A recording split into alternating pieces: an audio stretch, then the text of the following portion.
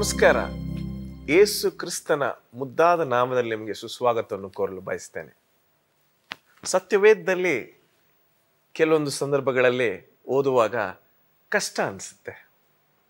ಆ ಕಷ್ಟ ನಿಮ್ಗೆ ಅನ್ನಿಸ್ಬಾರ್ದು ಎಂಬತಕ್ಕಂಥದ್ದೇ ಈ ಕಾರ್ಯಕ್ರಮದ ಉದ್ದೇಶ. ಆ ಕಷ್ಟವನ್ನು ನೀಗಿಸೋಕೆ ಹಿರಿಯ ಬೋಧಕರುಗಳು ಇಬ್ರು ಬಂದಿದ್ದಾರೆ. ಬನ್ನಿ ಅವರನ್ನ ಸ್ವಾಗತ ಮಾಡೋಣ. ನಮಸ್ಕಾರ ಬೋಧಕರ ರಾಜದಾಸ್ ಅವರೇ. ನಮಸ್ಕಾರ ಬೋಧಕರ ಪೀಟರ್ ಅವರೇ. ಇವತ್ತಿನ ಒಂದು ಅಂಶ ದೇವರ ಕೋಪ.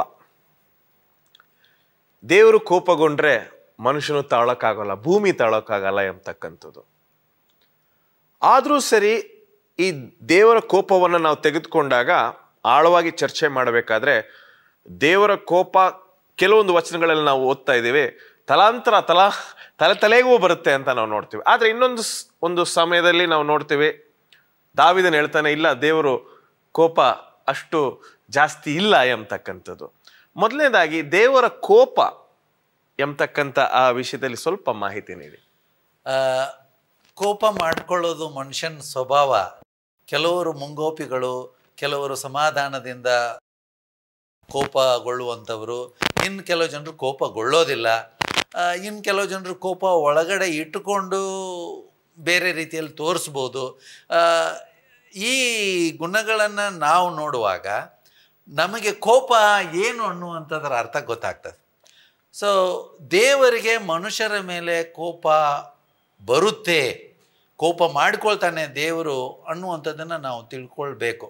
ಸಾಧಾರಣವಾಗಿ ಕೋಪ ಅಂದರೆ, ಈಗ ನೀವು ಹಿರಿಕರು ನನಗೊಂದು ವಿಷಯ ಹೇಳಿ ನಾನು ಅದನ್ನು ಮಾಡದಿದ್ರೆ ನಿಮಗೆ ಕೋಪ ಬರ್ತದೆ. ಅಲ್ಲಪ್ಪ ತಮ್ಮ, ನೀನು ಹೇಳಿದ್ನಲ್ಲ, ನೀನು ಮಾಡಲಿಲ್ಲ, ಒಂದು ಸರಳವಾಗಿ ನಾವು ಹೇಳ್ಬೇಕಾದ್ರೆ ಅಲ್ವೇ?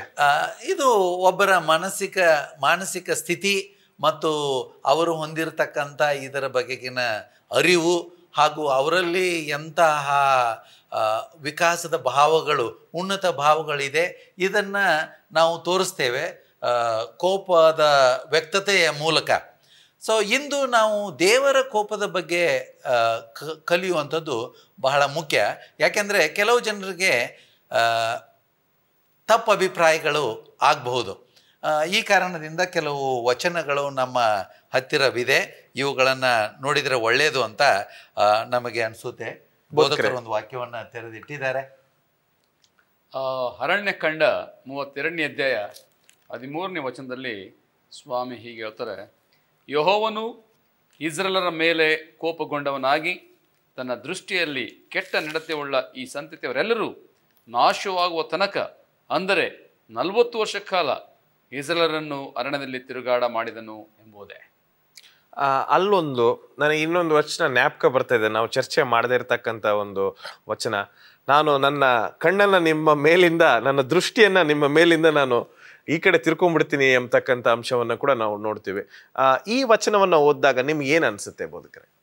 ಈ ವಚನ ಭಾಳ ಸ್ಪಷ್ಟವಾಗಿ ಹೇಳ್ತಾ ಇದೆ, ದೇವರು ಇಸ್ರಾಯೇಲ್ ಜನಾಂಗದ ಮೇಲೆ ಕೋಪಗೊಂಡ್ರು ಎಂಬುದಾಗಿ.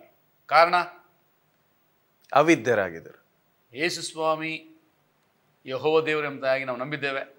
ಇಸ್ರಾಯೇಲ್ ಜನಾಂಗದವರನ್ನು ರಕ್ಷಿಸಬೇಕೆಂಬುದಾಗಿ ಮೋಶೆಯನ್ನು ವಿಮೋಚಕನಾಗಿ ಕಳುಹಿಸಿ ಐಗುಪ್ತ ದೇಶದಿಂದ ಅವ್ರನ್ನ ಹೊರಬರ ಮಾಡಿದ. ಕಾರಣ, ಅವರು ಐಗುಪ್ತರ ಸಂಗಡ ಸೇರಿ ಐಗುಪ್ತರೇ ಆಗಿದ್ದರು. ಅವರ ಆಚಾರ ವಿಚಾರಗಳನ್ನು ಮಾಡ್ತಾಯಿದ್ರು, ಸತ್ಯ ದೇವರನ್ನು ಮರ್ತಿದ್ರು. ಆ ಪ್ರಯುಕ್ತವಾಗಿ ಮೋಶೆ ಹೋಗಿ ಫರೋನಿಗೆ ಹೇಳ್ತಾನೆ, ನನ್ನ ಜನರನ್ನ ಕಳಿಸು, ಯಾಕಂದರೆ ಅವ್ರು ಹೋಗಿ ಆ ಯೆಹೋವ ದೇವರನ್ನ ಆರಾಧಿಸಬೇಕು ಎಂಬುದಾಗಿ ಅವ್ರನ್ನ ಬಿಡುಗಡೆ ಮಾಡ್ತಾನೆ. ನಿಮಗೆಲ್ಲ ಚೆನ್ನಾಗಿ ಇತಿಹಾಸ ಗೊತ್ತಿದೆ. ಇಸ್ರೇಲ್ ಜನಾಂಗದವರು ಐಗುಪ್ತದಿಂದ ಹೊರಗಡೆ ಬಂದರು, ಆದರೆ ಅವರಿಂದ ಐಗುಪ್ತ ಬರಲಿಲ್ಲ. ಇಂಗ್ಲೀಷ್ ಹೇಳುತ್ತೆ, they came out of Egypt but Egypt did not come out of them. That's a sad thing. ಯಾಕೆ ಸ್ವಾಮಿ 40 ವರ್ಷಗಳ ಕಾಲ ಅವ್ರನ್ನ ಅರಣ್ಯದಲ್ಲಿ ಸುತ್ತಾಡಿಸ್ತಾ ಅಂತ ಹೇಳಿದ್ರೆ, ಅವ್ರಲ್ಲಿದ್ದಂಥ ಆ ಐಗುಪ್ತ ದೇಶದ ಆಚಾರ ವಿಚಾರಗಳು ಬಿಟ್ಟು ಹೋಗಬೇಕಾಗಿತ್ತು. 40 ವರ್ಷ ಆದರೂ ಸಹ ಅವರು ಆಚಾರ ವಿಚಾರ ಬಿಡಲಿಲ್ಲ. ಆ ಪ್ರಯುಕ್ತವಾಗಿ ದೇವರ ಉಗ್ರ ಕೋಪ ಅವ್ರ ಮೇಲೆ ಬಿದ್ದು ಆ 40 ವರ್ಷಗಳ ಕಾಲ ಅವರು ಅರಣ್ಯದಲ್ಲೇ ಸತ್ತರು. ಯಾಕಂತ ಹೇಳಿದ್ರೆ ಅವಿದ್ಯರಾಗಿ ಯಾರು ಆ ಕಾನಾನ್ ದೇಶ ಪ್ರವೇಶಿಸಬಾರದು ಎಂಬುದಾಗಿ ದೇವರ ಉದ್ದೇಶ ಆಗಿತ್ತು. ಈಗ ನಾವು ದೇವರ ಕೋಪವನ್ನು ಮಾತಾಡುವಾಗ ನಮಗೆ ಮನಸ್ಸಿಗೆ ಮೊದಲನೇದಾಗಿ ಬರ್ತಕ್ಕಂಥದ್ದು, ಚಾಟಿಯನ್ನು ತೆಗೆದುಕೊಂಡು ನನ್ನ ಮನೆಯನ್ನು ಕಳ್ಳರ ಗುವೆಯಾಗಿ ನೀವು ಬದಲಾಯಿಸಿದ್ದೀರಾ ಅಂತ ಎಲ್ಲರಿಗೂ ಹೊಡೆದ್ರು. ಆ ಕೋಪದ ಬಗ್ಗೆ ಸ್ವಲ್ಪ ಹೇಳಿ. ಅದನ್ನು ಒಂದು ಕಡೆಗೆ ಇಟ್ಕೊಂಡು ಸ್ವಲ್ಪ ಈ ಅಂಶವನ್ನು ನೋಡೋಣ. ಈ ಅರಣ್ಯಕಾಂಡ 32:13 ವಚನದಲ್ಲಿ ಇಸ್ರಾಯೇಲರ ನಡತೆಯ ಬಗ್ಗೆ ಹೇಳ್ತಾನೆ. ಕೆಟ್ಟ ನಡತೆಯುಳ್ಳ ಆ ಸಂತತಿಯವರೆಲ್ಲರೂ ನಾಶವಾಗುವ ತನಕ ಅಂತ ಇದೆ. ಅಂದರೆ ಈತನು ಕೋಪಗೊಂಡದ್ದು ಅವರು ನಡತೆಯುಳ್ಳ ಆ ಸಂತತಿಯ, ಕೆಟ್ಟ ನಡತೆಯುಳ್ಳ ಈ ಸಂತತಿಯವರ ಮೇಲೆ. ಈಗ ದೇವರು ಉಗ್ರ ಕೋಪ ತಾಳ್ತಾನೆ. ಇದು ಒಂದು ದೊಡ್ಡ ಶಿಕ್ಷೆ. 40 ದಿವಸಗಳ ಪ್ರಯಾಣವನ್ನು ಇವರು 40 ವರ್ಷ ಮಾಡಿದರು. ಪ್ರಾರಂಭದಲ್ಲಿ ಇದ್ದಂಥವ್ರು ಎಲ್ಲರೂ ಬಿದ್ದು ಸತ್ತು ಹೋದರು, ಇಬ್ಬರನ್ನ ಬಿಟ್ಟು. ಇದು ನಿಜವಾದ ದೇವರ ಉಗ್ರ ಕೋಪ ಇಸ್ರಾಯೇಲ್ ಜನಾಂಗದ ಮೇಲೆ. ಯಾವಾಗ ದೇವರು ಉಗ್ರ ಕೋಪ ತಾಳ್ತಾನೆ, ಈ ಅಂಶವನ್ನು ನಾವು ತಿಳ್ಕೊಳ್ಬೇಕು. ಯಾವಾಗ ದೇವರ ಸೃಷ್ಟಿಯಾದಂಥ ಮಾನವನು ದೇವರನ್ನು ಮರೆತು ತನ್ನದೇ ಆದಂಥ ಆರಾಧನಾ ವಿಧಾನವನ್ನು ರೂಪಿಸಿಕೊಳ್ಳುವಾಗ, ಅಂದರೆ ದೇವರೆನ್ನುವುದನ್ನು ಬಿಟ್ಟು ಇನ್ನೊಬ್ಬ ವ್ಯಕ್ತಿಯನ್ನು, ಇನ್ನೊಂದು ವಸ್ತುವನ್ನು ಅಥವಾ ತನ್ನ ಭಾವನೆಗಳನ್ನು ದೇವರು ಅಂತ ಆರಾಧಿಸಲಿಕ್ಕೆ ಶುರು ಮಾಡ್ತಾನೆ. ಇದು ದೇವರ ದೃಷ್ಟಿಯಲ್ಲಿ ಬಹಳ ಕೆಟ್ಟ ನಡತೆ ಅಂತ ಪರಿಗಣಿಸಲ್ಪಟ್ಟಿದೆ. ಸರಿ ಅಂತೀರಿ? ಈಗ ನೀವು ಹೇಳೋದು, ಆ ಪರಿಶುದ್ಧವಾದಂಥ ದೇವಾಲಯದಲ್ಲಿ ದೇವರನ್ನು ಗೌರವಿಸುತ್ತಾ, ಆತನನ್ನು ಸನ್ಮಾನಿಸುತ್ತಾ, ಆತನಿಗೆ ಸಲ್ಲತಕ್ಕ ಗೌರವವನ್ನು, ಭಕ್ತಿಯನ್ನು ಸಲ್ಲಿಸದೆ ಆ ದೇವಾಲಯದ ಆವರಣದಲ್ಲಿಯೇ ಅದನ್ನು ಅವರು ಮಾರಾಟ ಮಳಿಗೆ ಕಟ್ಟೆಯನ್ನಾಗಿ ಮಾಡಿಬಿಟ್ಟಿರು. ಹೀಗಾಗಿ ದೇವರು ಕೋಪಗೊಂಡ. ಆ ಕೋಪದ ಪರಿಣಾಮ ಬಹಳವಾಗಿತ್ತು. ಯಾಕೆಂದರೆ ಇಲ್ಲಿ ಇವರನ್ನು ಶಿಕ್ಷಿಸಿದ, ಅನೇಕರನ್ನು ಕೊಂದ, ಮತ್ತು ಈ ದೇವಾಲಯದಲ್ಲಿ ಚಾಟಿಯನ್ನು ತೆಗೆದುಕೊಂಡು ಅವರನ್ನು ಹೊಡೆದು ಹೊರಗಡೆ ಓಡಿಸಿದ. ಇದು ತುಂಬ ಒಂದು ಮುಖ್ಯವಾಗಿರ್ತಕ್ಕಂಥದ್ದು. ಇನ್ನೂ ಚರ್ಚೆ ಮಾಡಬೇಕಾಗಿದೆ. ಒಂದು ಸಣ್ಣ ವಿರಾಮಕ್ಕೆ ಸಮಯವಾಗಿದೆ. ಒಂದು ಸಣ್ಣ ವಿರಾಮವನ್ನು ನಾವು ತೆಗೆದುಕೊಳ್ಳೋಣ. ವಿರಾಮ ಎಲ್ಲರಿಗೂ ಒಳ್ಳೆಯದು.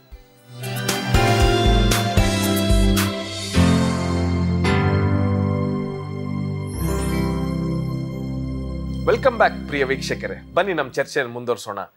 ದೇವರ ಕೋಪದ ಬಗ್ಗೆ ನಮ್ಮ ಚರ್ಚೆ. ಬೋಧಕರಾದ ಪೀಟರ್ ಅವರೇ, ವಿರಾಮಕ್ಕೆ ಹೋಗುವ ಮುನ್ನ ನೀವು ಅರಣ್ಯಕಾಂಡದಲ್ಲಿ ಇರ್ತಕ್ಕಂಥ ಒಂದು ದೇವರ ಕೋಪವನ್ನು ನಾವು ಚರ್ಚೆ ಮಾಡಿದ್ವಿ.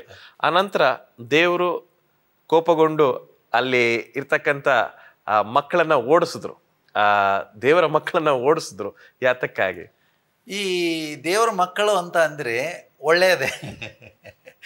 ದೇವರ ಮಕ್ಕಳು ದೇವರ ಮಕ್ಕಳ ಆಗದೇ ಇರುವಾಗ, ದೇವರ ಮಕ್ಕಳ ನಡತೆಯನ್ನು ಹೊಂದದೇ ಇರುವಾಗ ದೇವರಿಗೆ ಕೋಪ ಬರ್ತದೆ ಅಂತೆ. ಇದನ್ನು ನೀತಿಯ ಕೋಪ ಅಂತ ವಿದ್ವಾಂಸರು ಹೇಳ್ತಾರೆ, ಬಲ್ಲಂಥವರು. ಇಲ್ಲಿ ನಾವು ಮಾಡುವ ಕೋಪಕ್ಕೂ ಮತ್ತು ದೇವರು ನಮ್ಮ ಮೇಲೆ ತೋರಿಸುವ ಕೋಪಕ್ಕೂ ಬಹಳಷ್ಟು ವ್ಯತ್ಯಾಸವಿದೆ ಅನ್ನುವಂಥದ್ದನ್ನು ಕೂಡ ನಾವು ಅರ್ಥ ಮಾಡಿಕೊಳ್ಬೇಕು. ದೇವರು ಕೋಪ ಮಾಡಿಕೊಳ್ಳುವಂಥದ್ದು ಮನುಷ್ಯರಾದ ನಮ್ಮನ್ನು ತಿದ್ದಿ ಆತನೆಡೆಗೆ ಸೇರಿಸಿಕೊಂಡು ಪುನಃ ನಮ್ಮ ಸಂತೋಷ, ನಮ್ಮ ಸಮಾಧಾನ, ನಮ್ಮ ಆರೋಗ್ಯ, ನಮ್ಮ ಶಾಂತಿ, ನಮ್ಮ ಅನ್ಯೋನ್ಯತೆ ಏನಿದೆ ಇದನ್ನು ಪರಿಪೂರ್ಣವಾಗಿ ಕಾಪಾಡಿಕೊಂಡು ಹೋಗಬೇಕನ್ನುವಂಥದ್ದು ದೇವರ ಉದ್ದೇಶವಾಗಿದೆ. ಇದರಿಂದ ಬಿದ್ದು ನಾವು ಹಾಳಾಗುತ್ತಿರುವಾಗ, ನಾವು ಹಾಳಾಗಿ ಅದಕ್ಕೆ ಕಾರಣ ಅವನು ಅಂತ ಅನ್ನುವಂಥದ್ದು ಆತನಿಗೆ ಇಷ್ಟವಿಲ್ಲ. ಆದ್ದರಿಂದ ನಾವು ಸರಿಯಾಗಬೇಕು, ಆತನ ನೀತಿಯ ಮಾರ್ಗದಲ್ಲಿ, ಸನ್ಮಾರ್ಗದಲ್ಲಿ ನಡೀಬೇಕು ಅನ್ನುವಂಥದ್ದಕ್ಕೆ ಕೋಪವನ್ನು ತೋರಿಸಿ, ಏನೋ ಒಂದು ಕಠಿಣ ಪರಿಸ್ಥಿತಿಯನ್ನು ನಮಗಾಗಿ ಹುಟ್ಟಿಸಿ ಅದರ ಮೂಲಕವಾಗಿ ನಾವು ಆತನೆಡೆಗೆ ತಿರುಗಿ ಪುನಃ ಒಳ್ಳೆಯ ಮಾರ್ಗದಲ್ಲಿ ನಡೀಬೇಕನ್ನುವಂಥದ್ದು ಅವನ ಉದ್ದೇಶವಾಗಿದೆ. ಒಂದು. ಎರಡನೇದು, ಹಠಮಾರಿಗಳಾಗಿ, ಮೊಂಡ ಜೀವಿಗಳಾಗಿ ಅದೇ ಮಾರ್ಗದಲ್ಲಿ ನಾವು ಹೋದರೆ ಅದಕ್ಕೆ ಆಗಬೇಕಾದಂಥ ನಾಶನದಲ್ಲಿ ನಾವು ಬಿದ್ದು ನಾಶವಾಗಿ ಹೋಗ್ತೇವೆ. ಅದಕ್ಕೆ ನಾವು ದೇವರ ಕೋಪ ಕಾರಣ ಅಂತ ಹೇಳಬಾರ್ದು, ಅದು ನಾವೇ ಹೊಣೆ. ತುಂಬ ಚೆನ್ನಾಗಿ ಹೇಳಿದರೆ. ಅದು ದೇವರ ಕೋಪದಿಂದ ನಾನು ಹಿಂಗಾಗ್ಬಿಡ್ತೀವಿ ಅಂತ ಹೇಳೋದು ಸಾಧ್ಯನೇ ಇಲ್ಲ. ಬೋಧಕರ ರಾಜದಾಸ್ ಅವರೇ, ಈಗ ಬೋಧಕರು ತುಂಬ ಚೆನ್ನಾಗಿ ಅದನ್ನು ಹೇಳಿದ್ದಾರೆ. ಆದರೂ ನನಗೊಂದು ಪ್ರಶ್ನೆ. ಈಗ 40 ವರ್ಷಗಳು ಇಸ್ರಾಯೇಲರ ಜೊತೆ ದೇವರು ಅವ್ರಿಗೆ ಬೇಕಾಗಿರ್ತಕ್ಕಂಥದ್ದನ್ನು ಎಲ್ಲವನ್ನು ಕೊಟ್ಟು, ಊಟ, ಮಾಂಸಾಹಾರಿ ಊಟ, ನೀರು, ಮನ್ನಾ ಎಲ್ಲವನ್ನು ಕೊಟ್ಟು, ಆದರೂ ಸಹ ದೇವರ ಕೋಪ ಅವ್ರನ್ನ ನಾಶ ಮಾಡಿ ಕೊನೆಗೆ ಬರೀ ಇಬ್ಬರೇ ನಿಂತಿದ್ದಾರೆ. ಆ ದೇವರ ಒಂದು ಕೋಪದ ಕಾರಣ ಏನು, ಉದ್ದೇಶ ಏನು? ದೇವರ ಕೋಪದಿಂದ ಅವರು ನಾಶ ಆಗಲಿಲ್ಲ, ಆದರೆ ಅವರ ಅವಿಧೇಯತೆಯಿಂದ ನಾಶ ಆದ. Obey and live, disobey and die ಅಂತ ಹೇಳ್ತಾರೆ. ಇವರು ದೇವರಿಗೆ ಅವಿಧೇಯರಾಗಿ ನಾಶ ಆದರೂ ಹೊರತು ದೇವರ ಕೋಪದಿಂದ ನಾಶ ಆಗಲಿಲ್ಲ. ದೇವರ ಕೋಪ ಅವ್ರ ಮೇಲೆ ಯಾಕೆ ಬದ್ದಂತಂದರೆ ಅವರು ದೇವರಿಗೆ ಅವಿಧೇಯರಾಗಿ ನಡೆದರು. ಹೇಗಂತ ಹೇಳಿದ್ರೆ, ಐಗುಪ್ತ ದೇಶದಿಂದ ಬಂದ ಮೇಲೆ ಸ್ವಾಮಿ ಭಾಳ ಸ್ಪಷ್ಟವಾಗಿ ಹೇಳಿದ, ಅನ್ಯರ ಸಂಗಡ ಸೇರಿ ಜೋಡಾಗಬೇಡ್ರಿ ಎಂಬುದಾಗಿ ಹೇಳಿದ. ಆದರೆ ಐಗುಪ್ತರ ಸವಾಸ ಅವ್ರು ಬಿಡ್ಲಿಕ್ಕೆ ಇಷ್ಟ ಇರಲಿಲ್ಲ. ಅವ್ರು ಹೇಳುತ್ತೆ, ಇತಿಹಾಸ ಹೇಳುತ್ತೆ, ಮಿಕ್ಸ್ಡ್ ಮಲ್ಟಿಟ್ಯೂಡ್ ಅಂತ ಹೇಳ್ತಾರೆ. ಇಸ್ರೇಲರ ಸಂಗಡ ಐಗುಪ್ತರು ಸಹ ಕೆಲವರು ಬಂದಿದ್ದಾರಂತೆ. ಅವರ ಆಚಾರ ವಿಚಾರಗಳು ಮಾತ್ರ ಅಲ್ಲ, ಅವರ ಹೆಣ್ಮಕ್ಳು, ಅವ್ರ ಗಂಡು ಮಕ್ಕಳು, ಇವ್ರ ಗಂಡು ಮಕ್ಕಳು ಹೆಣ್ಮಕ್ಳು ಒಂದಾಗಿ ಅವರ ಸಂತಾನ ಇಸ್ತಾ ಇತ್ತು. ಇದು ದೇವ್ರಿಗೆ ಇಷ್ಟ ಇರಲಿಲ್ಲ. ದೇವರು ಪರಿಶುದ್ಧನು, ಸ್ವಾಮಿ ಹೇಳ, ನಾನು ಪರಿಶುದ್ಧನು, ನೀವು ಸಹ ಪರಿಶುದ್ಧರಾಗಿರ್ಬೇಕೆಂಬುದಾಗಿ ಹೇಳ್ದ. ಅದು ಇವರು ಪರಿಶುದ್ಧರಾಗದೆ ಅಪರಿಶುದ್ಧರಾಗಿ ಅವರು ವರ್ತಿಸಿ ಜೀವಿಸಿ ದೇವರಿಗೆ ಕೋಪನ ಎಬ್ಬಿಸಿದ್ರು. ಆ ಪ್ರಯುಕ್ತವಾಗಿ ಸ್ವಾಮಿ ಏನು ಮಾಡೋದಂತ ಹೇಳಿದ್ರೆ, ಈ ಮೊಂಡ ಜನಾಂಗ ನನ್ನ ಪರಿಶುದ್ಧ ಕಾನಾನ್ ದೇಶ ಸೇರಬಾರ್ದು ಎಂಬುದಾಗಿ ತೀರ್ಮಾನ ಮಾಡಿ 40 ವರ್ಷಗಳ ಕಾಲ ಅವ್ರನ್ನ ನಾಶ ಮಾಡಲಿಕ್ಕೆ ಇಷ್ಟ ಇಲ್ಲದೆ ಅರಣ್ಯದಲ್ಲಿ ಅಲಿಸಿ ಅವರು ಕಾಲಕ್ರಮೇಣವಾಗಿ ಎಲ್ಲರನ್ನೂ ಗತಿಸೋದ್ರು. ನಂತರ ಒಂದು ವೇಳೆ ನಾವು ಒಂದು ವಿಷಯ, ಒಂದು ವೇಳೆ ದೇವರ 40 ವರ್ಷಗಳ ಸಮಯ ಒಂದು ವೇಳೆ ಇವರು ಬದಲಾಗಬಹುದು ಎಂಬತಕ್ಕಂಥ ಉದ್ದೇಶ ಇತ್ತು, ಅದಕ್ಕೆ ಈ 4 ದಿನಗಳನ್ನು ದೇವರು 40 ವರ್ಷಗಳಾಗಿ ಬದಲಾಯಿಸಿ ಅವರ ಕೋಪದಲ್ಲಿ ಪ್ರೀತಿ ಕೂಡ ಇತ್ತು ಅಂತ ಹೇಳಿದ್ರೆ ತಪ್ಪಾಗೋದಿಲ್ಲ ಅಲ್ವಾ? ಖಂಡಿತವಾಗಲೂ ಶಾಸ್ತ್ರ ನಮಗೇನು ಹೇಳ್ತದೆ, ಕೀರ್ತನೆ 103:8 ನಾವೇನು ಓದ್ತೇವೆ ಅಂತಂದರೆ, ಯೆಹೋವನು ಕನಿಕರವು ದಯೆಯು ದೀರ್ಘಶಾಂತಿಯು ಪೂರ್ಣ ಪ್ರೀತಿಯು ಉಳ್ಳವನು, ಆತನು ಯಾವಾಗಲೂ ತಪ್ಪು ಹುಡುಕುವವನಲ್ಲ, ನಿತ್ಯವೂ ಕೋಪಿಸುವವನಲ್ಲ ಅಂತ. ದೇವರು ಖಂಡಿತವಾಗಲೂ ಪ್ರೀತಿಮಯ, ಆತನು ಕರುಣಾಮಯಿ.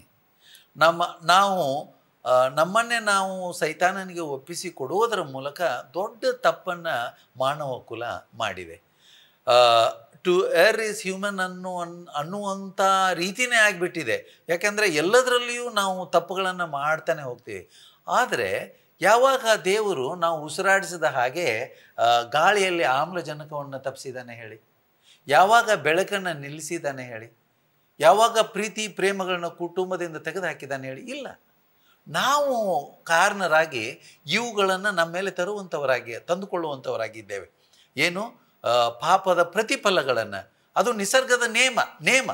ಆತನು ಹೇಳ್ದ, ನೀವು ನನ್ನ ಆಜ್ಞೆಗಳಿಗೆ ಅನುಗುಣವಾಗಿ ನಡೆದರೆ ಆಶೀರ್ವಾದ ಹೊಂದುವಿರಿ ಅಂತ. ಆ ಆಶೀರ್ವಾದಗಳನ್ನು ಹೊಂದದೆ ಅವುಗಳನ್ನು ಬಿಟ್ಟು ನಾವು ಪ್ರತಿಫಲವನ್ನು ಹೊಂದುವಂಥವರಾಗಿದ್ದೇವೆ. ಅಂತಂದರೆ ಈಗ ಮುಳ್ಳು ಇದೆ, ಮುಳ್ಳನ್ನು ತುಳಿಬಾರ್ದು, ತುಳಿದ್ರೆ ಗಾಯವಾಗ್ತದೆ, ಆದರೆ ನಾವು ತುಳಿಬೇಕು ಅಂತೇವೆ ಬರೀ ಕಾಲಿಂದ. ಮುಳ್ಳನ್ನು ತುಳಿದರೆ ಗಾಯ ಆಗೇ ಆಗ್ತದೆ. ಇಂತಹ ಒಂದು ಸ್ಥಿತಿಯಲ್ಲಿ ನಾವಿದ್ದೇವೆ. ಆದರೆ ದೇವರು ಆತನ ಅದ್ಭುತವಾದ ನಡೆಸುವಿಕೆಯಲ್ಲಿ ನಿಮ್ಮ ಮಾರ್ಗವನ್ನು ಕೂಡ ಸರಾಗ ಮಾಡುವೆನು ಅಂತ ಹೇಳ್ತಾನೆ. ಅಂತಂದರೆ ಆತನು ಖಂಡಿತವಾಗಲೂ ನಿತ್ಯವೂ ಕೋಪಿಸುವವನಲ್ಲ ಅನ್ನುವಂಥದ್ದನ್ನು ನಾವು ನೋಡ್ತೇವೆ. ನಮ್ಮನ್ನು ಯಾವಾಗಲೂ ಆತನು ತನ್ನ ಬಳಿಗೆ ಸೆಳೆದುಕೊಳ್ಬೇಕು ಅನ್ನುವಂಥದ್ದು ಆತನ ಉದ್ದೇಶವಾಗಿದೆ. ಈಗ ದೇವರ ಕೋಪದ ಬಗ್ಗೆ ನಾವು ಮಾತಾಡ್ತಿದ್ವಿ. ನಿತ್ಯವೂ ದೇವರು ಕೋಪಗೊಳ್ಳೋದಿಲ್ಲ ಅಂತ ನಮ್ಗೆ ಗೊತ್ತಾಗಿದೆ. ಸೊ ದೇವರು ಕೋಪಗೊಂಡ್ಬಿಡ್ತಾನೆ ಅಂತ ನಾವು ಯಾವಾಗಲೂ ಭಯದಲ್ಲೇ ಇರಬೇಕಾ? ದೇವರಲ್ಲಿ ನಿಜವಾಗಿಯೂ ಪ್ರೀತಿ ಇಟ್ಟರೆ ಭಯ ಇರಲ್ಲ. ಎಲ್ಲಿ ಪ್ರೀತಿ ಇದೆ ಅಲ್ಲಿ ಭಯ ಇಲ್ಲ. ಯಾರಿಗೆ ಪ್ರೀತಿ ಇಲ್ಲ ಅವ್ರು ಭಯ ಪಡ್ತಾರೆ. ಇವತ್ತು ಯಾರು ಭಯ ಪಡ್ತಾರೆ ಅಂತ ಹೇಳಿದ್ರೆ ಅವ್ರು ದೇವ್ರ ವಿರುದ್ಧವಾಗಿ ಪಾಪ ಮಾಡ್ತಾರೆ. ಉದಾಹರಣೆಗೆ, ಮಕ್ಕಳು ಮನೆಯಲ್ಲಿ ಏನೋ ತಪ್ಪು ಮಾಡಿದಾಗ ತಂದೆ ತಾಯಿಗಳು ಮನೆಗೆ ಬಂದ ತಕ್ಷಣ ಭಯ ಪಡ್ಕೊ ಬಚ್ಚಿಟ್ಕೊಳ್ತಾರೆ. ಯಾಕೆ? ನನ್ನ ಪಾಪ ಪರಿಹಾರ ಗೊತ್ತಾಗ್ಬಿಟ್ರೆ ಶಿಕ್ಷೆ ಆಗತ್ತೆ ಅಂತೇಳಿ. ನಮ್ಮ ಮೊದಲ ತಂದೆ ತಾಯಿ ಕೂಡ ಅದನ್ನೇ ಮಾಡಿದ್ರು. ಆದಮ್ಮ ಅವಳು ಪಾಪ ಮಾಡಿದಾಗ ಬಚ್ಚಿಟ್ಕೊಂಡ್ರು. ಇವತ್ತು ಅದೇ ನಿಯಮ ಎಲ್ಲ ಕಡೆ ಪ್ರಾರಂಭವಾಗಿದೆ, ಪ್ರಬಲವಾಗಿದೆ. ಎಲ್ಲಿ ಪ್ರೀತಿ ಇರ್ತದೆ ದೇರ್ ಇಸ್ ನೋ ಫಿಯರ್ ಅಂತೆ. ಅದು ದೇವ್ರ ವಾಕ್ಯ. ಅದನ್ನ ನಾವು ಅಲ್ಗಳಂಗಿಲ್ಲ. ಇವತ್ತು ಯಾರು ಭಯ ಪಡಲ್ಲ ಅಂತ ಹೇಳಿದ್ರೆ ದೇವ್ರ ವಾಕ್ಯಕ್ಕೆ ವಿಧೇಯರಾಗಿ ನಡೆಯೋರಿಗೆ ಖಂಡಿತವಾಗಿ ಭಯ ಇಲ್ಲ. ಅವ್ರಿಗೆ ಘಂಟಾಘೋಷವಾಗಿ ದೇವರನ್ನು ಎದುರಿಸ್ಬೋದು, ದೇವರನ್ನು ಎದುರುಗೊಳ್ಬೋದು, ಆತನ ರಾಜ್ಯಕ್ಕಾಗಿ ಅವ್ರು ಸಿದ್ಧರಾಗ್ಬೋದು. ಬಹುಶಃ ಇನ್ನೊಂದು ಮಾತನ್ನ ಸೇರಿಸ್ಬೇಕಂತಿದ್ದೇನೆ. ಎಜಿಕೇಲ 33:11 ಏನಿದೆ, ಎಜಿಕೇಲ 33:11 ತುಂಬಾ ಮುಖ್ಯವಾಗಿರ್ತಕ್ಕಂಥ ಒಂದು ಅಂಶ. ಖಂಡಿತವಾಗ್ಲೂ ದಯವಿಟ್ಟು ನೀವೇ ಓದ್ಬೇಕು. ಒಂದು ಸಣ್ಣ ವಿರಾಮ, ದಯವಿಟ್ಟು ಕ್ಷಮಿಸಿ. ಒಂದು ಸಣ್ಣ ವಿರಾಮವನ್ನು ತೆಗೆದುಕೊಂಡು ನಮ್ಮ ಈ ಮುಂದಿನ ಭಾಗದಲ್ಲಿ ಸಾಕಷ್ಟು ಮಾಹಿತಿಗಳೊಂದಿಗೆ ನಾವು ನಿಮ್ಮನ್ನು ಭೇಟಿಯಾಗ್ತೀವಿ.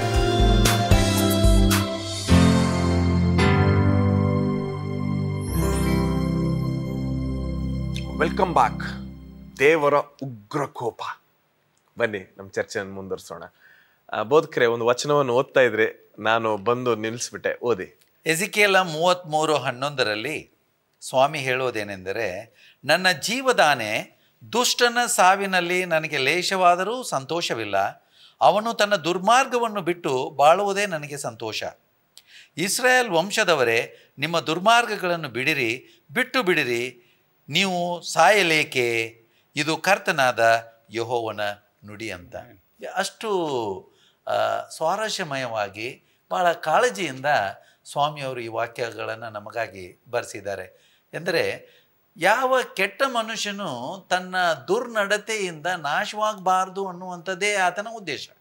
ಈಗ ಕೋಪವನ್ನು ತೋರಿಸುವಂಥದ್ದು ಯಾಕೆಂದರೆ ಅವರನ್ನು ಅವರ ದುರ್ಮಾರ್ಗದಿಂದ ಬಿಡಿಸಿ ಸನ್ಮಾರ್ಗದಲ್ಲಿ ನಡೆಸಬೇಕೆಂಬುದೇ, ಪ್ರೇರೇಪಿಸಬೇಕೆಂಬುದೇ.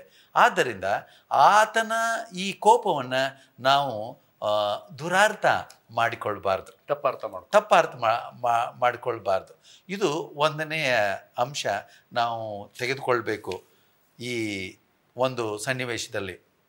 ಎರಡನೇದಾಗಿ, ನಾವು ಮಾಡುವಂಥ ಕೋಪವನ್ನು ಮನುಷ್ಯರು ಸಮರ್ಥಿಸಿಕೊಳ್ತೇವೆ. ನಾವು ಕೋಪ ಮಾಡಬೇಕು, ಮಾಡಬಾರ್ದು ಅಂತಲ್ಲ. ಯಾವುದಕ್ಕಾಗಿ ಕೋಪ ಮಾಡ್ತೇವೆ? ಯಾವುದೋ ಒಂದು ಕೆಟ್ಟ ಸನ್ನಿವೇಶದಲ್ಲಿ, ಅಥವಾ ಅವರು ಬೇಕು ಅಂತ ನಮ್ಮ ಮಕ್ಕಳಾಗಲಿ, ಇತರರಾಗಲಿ, ಜೊತೆ ಕೆಲಸಗಾರರಾಗಲಿ, ಅಥವಾ ನಮ್ಮ ಕೆಳಗೆ ಕೆಲಸ ಮಾಡುವಂಥವರಾಗಲಿ ಏನೋ ತಪ್ಪಾಗಿ ಮಾಡುವಾಗ, ಅಥವಾ ಬೇಕಂತ ಮಾಡುವಾಗ ನಮಗೆ ಕೋಪ ಬಂದು ಅವರನ್ನು ತಿದ್ದುವ ಪ್ರಯತ್ನ ಮಾಡಿದರೆ ಒಳ್ಳೆಯದು. ಆದರೆ ಇಂದು ಕೋಪ ಮಾಡತಕ್ಕಂಥದ್ದು ನಮ್ಮಿಂದ ಬರ್ತಕ್ಕಂಥ ಒಂದು ಅಸೂಯೆಯಿಂದಾಗಿದೆ, ದ್ವೇಷದಿಂದಾಗಿದೆ. ಇಂತಹ ಕೋಪ ನಮಗೆ ಕೆಟ್ಟದ್ದು ಅಂತ ಸ್ವಾಮಿಯನ್ನು ಹೇಳ್ತಾನೆ. ಯಾಕೆಂದರೆ ಕೋಪವು ಕೂಡ ಪಾಪ ಅಂತ ಹೇಳ್ತಾನೆ. ಸೊ ನೀವು ಹೇಳ್ತಕ್ಕಂಥದ್ದು ಈಗ ನಾವು ತುಂಬ ಚೆನ್ನಾಗಿ ಸ್ಪಷ್ಟವಾಗಿ ಅರ್ಥ ಮಾಡ್ಕೋಬೇಕಾಗಿರೋದು, ಎರಡು ರೀತಿಯಾದ ಕೋಪ ಇದೆ. ಉದ್ದೇಶ ಭರಿತ ಕೋಪ, ಆ ಕೋಪದಿಂದ ಒಬ್ಬರಿಗೆ ಒಳ್ಳೇದಾಗುತ್ತೆ ಅಂದ್ರೆ ಆ ಕೋಪ ಪರವಾಗಿಲ್ಲ. ಆದ್ರೆ ಅದೇ ಕೋಪದಿಂದ ಒಬ್ಬರ ಜೀವನ ಅಥವಾ ಒಬ್ಬರ ಒಂದು ಭವಿಷ್ಯ ಹಾಳಾಗ್ತಿದೆ ಅಂದ್ರೆ ಆ ಕೋಪ ತಪ್ಪು ಅಲ್ವೇ? ಆ ಬೋಧಕರಾದ ರಾಜದಾಸ್ ಅವರೇ, ಈಗ ದೇವರು ಪ್ರೀತಿಮಯನು ಅಂತ ನಮ್ಮೆಲ್ರಿಗೂ ಗೊತ್ತು. ಈಗ ನಾವು ದೇವರ ಕೋಪದ ಬಗ್ಗೆ ನಾವು ಈ ಭಾಗದಲ್ಲಿ ಚರ್ಚೆ ಮಾಡ್ತಿದ್ದೀವಿ. ಈ ದೇವರು ಪ್ರೀತಿ ಎರಡು ಒಂದೇ ಅಂತ ನಾವು ಹೇಳ್ತೀವಿ. ಆದ್ರೆ ಈ ಕೋಪವನ್ನ ತೆಗೆದುಕೊಂಡಾಗ ಸ್ವಲ್ಪ ಭಯ ಆಗುತ್ತೆ. ದೇವರು ಪ್ರೀತಿಮಯನ ಅಥವಾ ಕೋಪನ ಜಾಸ್ತಿ ಇದೆಯಾ? ಉಗ್ರ ಕೋಪ ಉಗ್ರ ಎಂಬತಕ್ಕಂಥ ಪದವನ್ನು ಕೂಡ ಸತ್ಯವೇದದಲ್ಲಿ ನಾವು ನೋಡ್ತೇವೆ. ನಿಮ್ಮ ಅನಿಸಿಕೆ? ನಾನು ನಿಮಗೆ ಮೊದಲೇ ಹೇಳ್ದಂಗೆ, ಎಲ್ಲಿ ಪ್ರೀತಿ ಇರ್ತದೆ ಅಲ್ಲಿ ಭೀತಿ ಇರಲ್ಲ. ಇವತ್ತು ದೇವರ ಕೋಪದ ಬಗ್ಗೆ ಜನ ಉಗ್ರ ಕೋಪನ ಮೇಲೆ ಬಿಡುತ್ತೆ ಎಂಬ ಅಂಶ ಅವ್ರನ್ನ ಕಾಡ್ತದೆ ಅಂತ ಹೇಳಿದ್ರೆ ಬಹುಶಃ ಅವರು ದೇವರಿಂದ ದೂರ ಹೋಗ್ತಾ ಇದ್ದಾರೆ. ಅವ್ರು ದೇವ್ರ ಕಡೆ ಬರಬೇಕು. ಸ್ವಾಮಿ ಹೇಳ್ತಾನೆ, ನನ್ನ ಕಡೆ ತಿರುಗಿಕೊಳ್ಳ್ರಿ, ರಿಪೆಂಟ್ ಅಂತ ಹೇಳ್ತಾನೆ. ಯಾವುದರಿಂದ? ಪಾಪದಿಂದ ನಾವು ಪಶ್ಚಾತ್ತಾಪಟ್ಟು ದೇವ್ರ ಕಡೆ ತಿರುಗಿದ್ರೆ ನಾವು ದೇವ್ರ ಕೋಪದ ಭಯ ಇರಲ್ಲ. ಈ ಜನ ಮೊಂಡ ಹೃದಯ ಉಳ್ಳವರಾಗಿ ಬೇಕೆಂದು ಅದೇ ಪಾಪವನ್ನು ಪದೇ ಪದೇ ಮಾಡೋ ಪ್ರಯುಕ್ತವಾಗಿ ಅವ್ರಿಗೆ ದೇವ್ರ ಕೋಪ ತಪ್ಪಲ್ಲ. ದೇವ್ರ ಖಂಡಿತವಾಗಿ ಪ್ರೀತಿ ಸ್ವರೂಪಿ, ಎಲ್ಲರೂ ಪ್ರೀತಿ ಮಾಡ್ತಾನೆ. ಅದನ್ನ ಉದ್ದೇಶ ಅಂತ ಹೇಳಿದ್ರೆ, ಈಗಾಗಲೇ ಹೋದ್ರು ಎಜಿಕೇಲ್ ಪುಸ್ತಕದಲ್ಲಿ, ಆ ದುಷ್ಟನ ಪಾಪದ ನಾಶನದಲ್ಲಿ ಕೊಂಚವಾದರೂ ಅವನಿಗೆ ಸಂತೋಷ ಇಲ್ವಂತೆ. Is not pleased to see the wicked being destroyed ಅಂತ ಹೇಳ್ತಾರೆ. ಆ ಪ್ರಯುಕ್ತವಾಗಿ ಅಂಥ ದೇವರು, ನಮ್ಮ ದೇವರು ಕರುಣಾಮಯನು, ಪ್ರೀತಿ ಸಾಗರನು, ದಯಾಮಯನ ಅಂತ ಹೇಳ್ತೇವೆ. ಆತನಲ್ಲಿ ಪೂರ್ಣ ಕ್ಷಮಾಪಣೆ ಇದೆ, ಪೂರ್ಣ ಪ್ರೀತಿ ಇದೆ. ಆದರೆ ನಾವು ಆತನಿಗೆ ಮೆಚ್ಚುಗೆಯಾಗಿ ಜೀವಿಸ್ಬೇಕು. ಆವಾಗ ಮಾತ್ರ ಆತ ನಮ್ಮನ್ನು ಪ್ರೀತಿ ಮಾಡ್ತಾನೆ. ಆದರೆ ಯಾವಾಗ ನಾವು ಅವಿಧೇಯರಾಗ್ತೇವೆ ಅವನು ನಮ್ಮನ್ನು ಎಚ್ಚರಿಸ್ತಾನೆ. ಎಚ್ಚರಿಕೆಗೆ ಹೋಗೊಟ್ಟು ಆತನ ಬಳಿಗೆ ಬಂದರೆ ಆತನ ಪ್ರೀತಿಗೆ ಪಾತ್ರ ಆಗ್ತವೆ. ಇಲ್ಲ ಅಂತ ಹೇಳಿದ್ರೆ ಆತನ ಕೋಪಕ್ಕೆ ನಾವು ಪಾತ್ರ ಆಗ್ಬೋದು. ಮನುಷ್ಯರ ಕೋಪ ಮನುಷ್ಯನಿಗೆ ನಾಶನ. ಈ ಅಂಶವನ್ನು ಕೂಡ ನಾವು ಯಾವಾಗಲೂ ಗಮನದಲ್ಲಿ ಇಟ್ಕೊಳ್ಬೇಕು. ಹೇಗೆ ನಾಶನ ಅನ್ನುವಂಥದ್ದನ್ನು ಈ ವೈದ್ಯಕೀಯ ವಿಜ್ಞಾನ ಚೆನ್ನಾಗಿ ಹೇಳ್ತದೆ. ನಾವು ಕೋಪಗೊಂಡಾಗ, ಆವೇಶಗೊಂಡಾಗ ಅಡ್ರಿನಲಿನ್ ಅನ್ನುವಂಥ ಒಂದು ಗ್ರಂಥಿ ನಮ್ಮಲ್ಲಿಂದ ಆ ಕ್ಷಣದಲ್ಲಿ ಒಂದು ರಸವನ್ನು ಉತ್ಪತ್ತಿ ಮಾಡಿ ನಮ್ಮ ನರಬಲಕ್ಕೂ ಮತ್ತು ರಕ್ತಕ್ಕೂ ಹೆಚ್ಚಿನ ಶಕ್ತಿಯನ್ನು ಕೊಡ್ತದೆ ಅಂತ ಹೇಳಿ ಕೋಪ ಬಂದಾಗ. ಅದಕ್ಕೆ ಕೋಪ ಬಂದಾಗ ಕೆಲವು ಸಾರಿ ಹೊಡೆಯೋದು, ಅಸಾಧ್ಯ ಕೆಲಸಗಳನ್ನು ಮಾಡುವುದು ಮಾಡ್ತಾರೆ. ಉದಾಹರಣೆಗೆ ಭೀತಿ ಆದಾಗಲೂ ಇದು ಆಗಲಿಕ್ಕೆ ಸಾಧ್ಯ. ಸೊ ಕೋಪದಲ್ಲಿ ಹೆಚ್ಚಾಗ್ತದೆ. ಈ ಕ್ಷಣದ ಒಂದು ಕ್ಷಣದ ಕೋಪ ಒಬ್ಬ ಮನುಷ್ಯನನ್ನು ನಂತರದ 2 ಗಂಟೆಗಳ ಕಾಲ ಆತನನ್ನು ಏನು ಮಾಡ್ತದೆ, ಸ್ತಬ್ಧನನ್ನಾಗಿ ಮಾಡ್ತದೆ ಅಂತ ಅವ್ರು ಹೇಳ್ತಾರೆ. ಅಂತಂದರೆ ಮುಂದೆ ಉಲ್ಲಾಸದಿಂದ, ಉತ್ಸಾಹದಿಂದ, ಲವಲವಿಕೆಯಿಂದ ಯಾವ ಕೆಲಸವನ್ನು ಆತನು ಮಾಡಲಿಕ್ಕೆ ಆಗೋದಿಲ್ಲ. ಅಂತಂದರೆ 2 ಗಂಟೆಗಳ ಕಾಲ ಉಪಯೋಗವಾಗಬೇಕಾಗಿರುವ ಒಳ್ಳೆಯ ಒಂದು ಶಕ್ತಿ ಈ ಒಂದು ಕ್ಷಣದಲ್ಲಿ ಏನಾಗ್ತದೆ, ಉಪಯೋಗವಾಗಿರ್ತದೆ ಅಂತ ಹೇಳಿ. ಮತ್ತು ಈ ಕೋಪದಿಂದ ಇನ್ನೊಬ್ಬರು ಕೂಡ ನಾಶವಾಗಲಿಕ್ಕೆ ಸಾಧ್ಯ, ಅವರು ರಕ್ಷಣೆಯಿಂದ ತಪ್ಪಿಸ್ಕೊಳ್ಳಿಕ್ಕೂ ಸಾಧ್ಯ. ನಮ್ಮ ಕೆಟ್ಟ ಗುಣದ ಪ್ರಭಾವ ಅವರ ಮೇಲೆ ಭಾಳಷ್ಟು ಕೆಟ್ಟದಾಗಿ ಆಗ್ಬೋದು. ಒಬ್ಬರು ಏನು ಹೇಳ್ತಾರೆ ಈ ಕೋಪಕ್ಕೆ ಅಂತಂದರೆ, ಒಂದು ಬೆಂಕಿ ಕಡ್ಡಿಯನ್ನು ತೆಗೆದುಕೊಂಡು ಹಚ್ಚಿ ಬೇರೆ ಕಡೆಗೆ ಒಗೆದಾಗ ಹೇಗೆ ಅದು ಸುಟ್ಟು ಇತರರನ್ನು ಭಸ್ಮ ಮಾಡ್ತದೋ ಅಷ್ಟು ದುಷ್ಪರಿಣಾಮವನ್ನು ನಮ್ಮ ಕೋಪ ಮಾಡ್ಬೋದು. ಅದು ನಮ್ಮ ಮನುಷ್ಯರ ಕೋಪ. ಆದ್ದರಿಂದ ದೇವರ ಕೋಪವನ್ನು ನಮ್ಮ ಮಾದರಿಯನ್ನಾಗಿ ಇಟ್ಟುಕೊಂಡು ನಾವು ಮಾಡುವಂಥದ್ದು ತಪ್ಪಾಗ್ಬೋದು. ಈಗ ಕೆಲವರು ಹೇಳ್ತಾರೆ, ದೇವರು ಕೋಪ ಮಾಡ್ಕೊಂಡ್ರು ಅದಕ್ಕೆ ನಾನು ಕೋಪ ಮಾಡ್ಕೊಳ್ತೀನಿ, ಆ ರೀತಿಯಾದ ಒಂದು ವಾಕ್ಯಗಳು ನಮ್ಮ ಬಾಯಿಂದ ಬರಬಾರ್ದು ಅಲ್ವೇ? ಪೌಲ ಹೇಳ್ತಾನೆ, ನೀವು ಕೋಪ ಮಾಡಿದ್ರು ಪಾಪ ಮಾಡಬೇಡಿ. ತುಂಬಾ ಚೆನ್ನಾಗಿ ಹೇಳಿದ್ರಿ. ಒಳ್ಳೆಯ ಒಂದು ಅಂತ್ಯ ಬಂದಿದೆ ನಮ್ಮ ಚರ್ಚೆಗೆ. ದಯವಿಟ್ಟು ಪ್ರಾರ್ಥನೆ ಮಾಡಿ. ಸರ್ವಶಕ್ತನಾದ ದೇವರೇ, ಅದ್ಭುತ ಸ್ವರೂಪನೇ, ನಿನ್ನ ಅತಿಶಯವಾದ ನಡೆಸುವಿಕೆಗಾಗಿ ಸ್ತೋತ್ರಪ್ಪ. ನಿನ್ನ ಸತ್ಯವನ್ನು ಇನ್ನೂ ಹೆಚ್ಚಾಗಿ ಅಧ್ಯಯನ ಮಾಡಲು ನಿನ್ನ ಕೊಡದ ಅವಕಾಶಕ್ಕಾಗಿ ಸ್ತೋತ್ರ. ಈ ವಾಕ್ಯವನ್ನು ಕೇಳುವಂಥವರು, ನೋಡುವಂಥವರು ಇದನ್ನು ಅರ್ಥೈಸಿಕೊಂಡು ನಿನ್ನ ಪ್ರೀತಿಗೆ ಪಾತ್ರರಾಗುವಾಗೆ ಸಹಾಯ ಮಾಡಬೇಕೆಂದು ಕ್ರಿಸ್ತನ ಪಾದಕ್ಕೆ ಅಡ್ಡ ಬೇಡಿಕೊಳ್ತೇನೆ ದೇವ.